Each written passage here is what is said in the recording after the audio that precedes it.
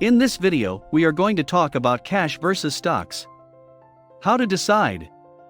So before starting, please like this video and subscribe to this channel for future updates. Since the financial crisis of 2008, stocks have been in a sustained bull market, with positive returns being generated for many years in a row. These rates of return are sufficient to entice a large number of people to engage in the stock market. This, along with the low interest rates available on savings accounts, is encouraging more investors to put their money into equities. Let's take a look at some of the most essential risk elements to consider when deciding whether to invest in cash or stocks, as well as how to manage risk optimally. Stocks, important points to keep in mind. The stock market fluctuates, with ups and downs, bull runs and bear slumps, as well as times of stability. As has been noted, there have been many more ups than downs during the previous several decades. The S&P Wink with tongue sticking out 500 has returned 195% during a 10-year period ending on October 9, 2020, or an average return of 11.4%. However, since it is impossible to foresee which direction the market will go, market timing is not recommended. Instead of maintaining cash on the sidelines, investors might use dollar cost averaging, DCA, to allocate money to index funds rather of holding cash. Having said that, one of the most important aspects of creating a portfolio is reducing losses. Market timing, both in terms of cash and intelligent stock purchases, might be critical to limiting your losses to a minimum. Key considerations. Volatility. When it comes to investing in stocks, volatility is a critical consideration. For want of a better phrase, how rapidly and violently do prices fluctuate? When market volatility is high, investors may be tempted to liquidate their holdings in a panic. Managing stock volatility on a daily basis may prove to be too much for some investors to bear. Monetary policy. Along with volatility, there is another issue to consider: monetary policy. It has the potential to have a significant impact on the market's investment demand as well as how investors deploy their money. Interest rates being kept low serve to increase borrowing, whilst higher rates induce more investors to conserve their money. Low interest rates, on the other hand, translate into lower yields for savings accounts and fixed income investments. In 2015, the Federal Reserve increased the federal funds rate for the first time in 7 years, raising it from 0% to 0.25%, the highest level in 7 years. The federal funds rate range established by the Federal Reserve climbed from 0.25% to 0.5% in 2015 to 2.25% to 2.5% in December 2018, according to the Federal Reserve. In the intervening period, however, the federal funds rate has fallen steadily, and it is presently back in the 0% to 0.25% level, owing to the COVID-19 epidemic. Corporate profitability. Profits made by corporations may be transferred straight into stock prices. For the previous few years, businesses have enjoyed great profits. However, the pandemic is projected to have an adverse effect on profitability for the foreseeable future, according to experts. Because of the volatility, this is supporting wider corporate profit growth throughout the market, but it is also making stock investing appealing in general.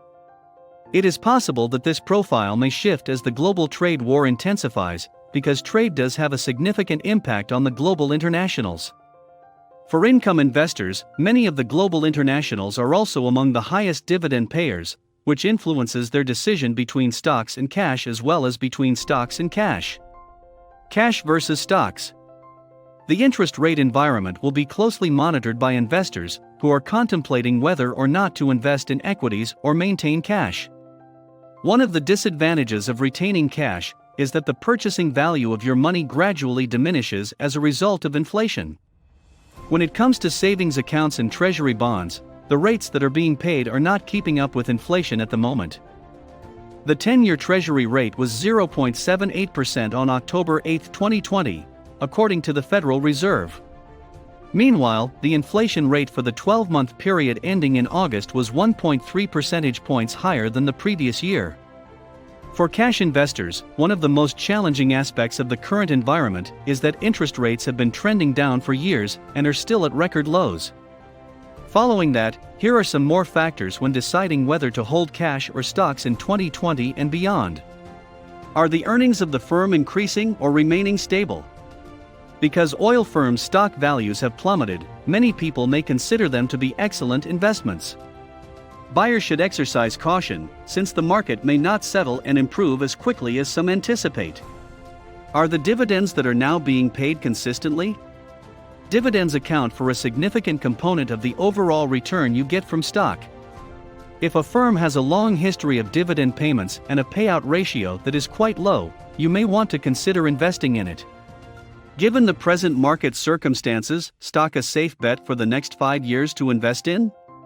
To put it another way, do you have enough faith in the stock's worth or growth potential to think that it will be able to withstand the market's fluctuations?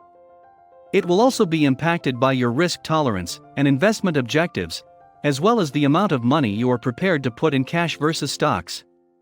People who want finances for emergencies or are saving for large ticket expenditures may want to invest more in cash than they would otherwise. Increased allocations to equities are available to investors with higher risk tolerance and longer time horizons for their investments. This notion was addressed by none other than billionaire investor Warren Buffett in his most recent letter to the shareholders of his firm, Berkshire Hathaway BRK.B, 0.74%, in which he expressed his support for it. Many elderly retirees, he claims, have the misconception that cash is secure and equities are dangerous investments. Many people would prefer to keep their money in their mattresses rather than invest in a publicly traded corporation. However, it should truly be the other way around. Long-term stock performance has consistently surpassed that of other popular investments such as gold and bonds, according to the S&P Wink with tongue sticking out 500 index.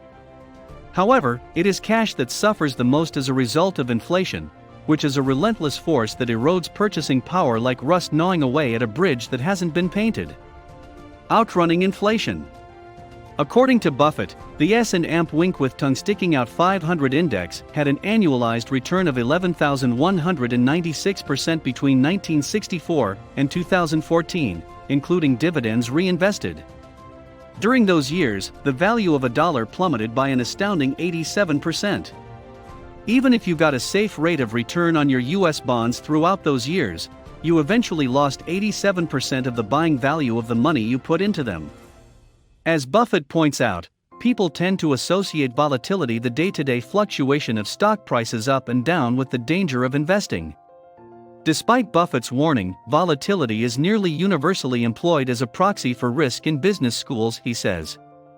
Despite the fact that this pedagogic premise provides for simple teaching, it is completely incorrect. Volatility is not synonymous with risk.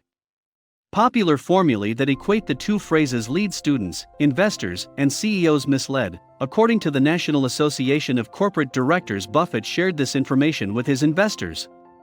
Investing insights with global context. But in the end, what is the risk?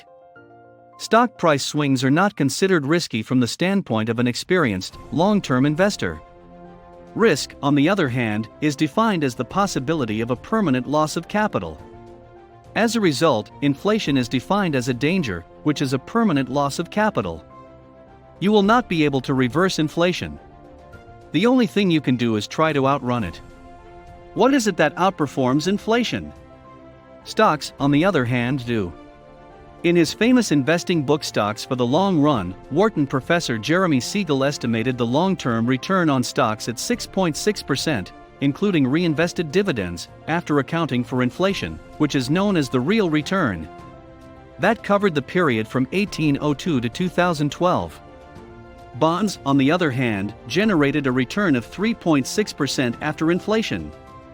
In the case of gold, the true return was just 0.7%. Naturally, the value of the dollar has declined. Final thoughts. Where the stock market or economy is headed, and at what pace, will vary based on the investment professional you follow. While the solid returns following the financial crisis might not be replicated anytime soon, the current interest rates are low and pushing investors away from cash. Which option do you prefer? Cash or stocks? Let us know in the comment box below.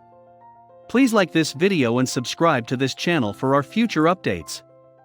Thank you.